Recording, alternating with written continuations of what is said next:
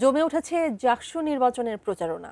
ভোটারদের মন জোগাতে ক্যাম্পাস চষে বেড়াচ্ছেন প্রার্থীরা, যাচ্ছেন ভোটারদের কাছে, চাচ্ছেন ভোট। জাহাঙ্গীরনগর বিশ্ববিদ্যালয়ের মুরাদ চত্বর থেকে বিস্তারিত জানাচ্ছেন কামরুজ্জামান। কামরুজ্জামান, কেমন দেখছেন প্রচারণা? আপনার কাছ থেকে একটু জানতে চাইবো জাহাঙ্গীরনগরের চিত্রটা কেমন আছে। যে এই মুহূর্তে কিন্তু মহুয়া চত্বরে রয়েছি। তো একটা বিষয় আপনাদেরকে জানিয়ে রাখি যে এরই মধ্যে কিন্তু জমে উঠেছে একদম জাহাঙ্গীরনগর বিশ্ববিদ্যালয়ের যে নির্বাচন জাকসু। আমরা আপনাদেরকে একটু ক্যামেরার মাধ্যমে দেখাই। একটু আগেই কিন্তু এখান থেকে এই যে শিবির সমর্থিত বা সমর্থিত যে প্যানেল, সেটি কিন্তু তারা এখান থেকে 4টি গ্রুপে তারা ভাগ হয়ে তারা বিভিন্ন অনুষদে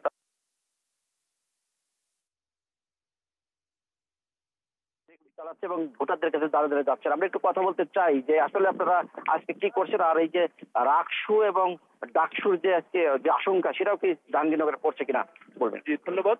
আমরা ছাত্রশিবির সমন্বিত শিক্ষার্থী জোট থেকে 29 তারিখ প্রচারণা শুরু হওয়ার পর থেকে আমরা শিক্ষার্থীদের কাছে কাছে যাচ্ছি, আমাদের ইচ্ছাগুলো তাদের সামনে তুলে ধরছি এবং তাদের যে পরামর্শগুলো আমাদের জন্য আছে সেগুলো আমরা নোট নিচ্ছি। আজকে আমরা সারাদিন 4টা গ্রুপে বিভক্ত হয়ে আমাদের ক্যাম্পাসের ফ্যাকাল্টি গুলো কভার করবো ইনশাল্লাহ। এবং সেক্ষেত্রে আমরা আমাদের একটা গ্রুপ ম্যাথ বিল্ডিং এ যাচ্ছে, ম্যাথের এখানে ম্যাথ, আইআইটি এবং পরিসংখ্যান বিভাগে তারা প্রচারণা চালাবে। একটা গ্রুপ আমাদের বিজনেস ফ্যাকাল্টির দিকে যাবে, ওখানে প্রচারণা চালাবে। একটা গ্রুপ নিউ আর্ট বিল্ডিং এবং ফিজিক্স কেমিস্ট্রি বিল্ডিং এ প্রচারণা চালাবে। এবং আমাদের পরিকল্পনা আছে যে আমাদের ক্যাম্পাস থেকে বিকাল নাগাদ অনেকগুলো বাস ছেড়ে দেয় ঢাকার উদ্দেশ্যে এবং প্রচুর শিক্ষার্থীরা সেখানে ঢাকাতে যায়। আমরা বিকালে ট্রান্সপোর্ট নাগাদ প্রচারণা চালাবো। এবং হ্যাঁ, ডাকসুতে যে ঘটনাগুলো ঘটেছে আমরা এগুলো বিচ্ছিন্ন ঘটনা হিসেবে নিচ্ছি।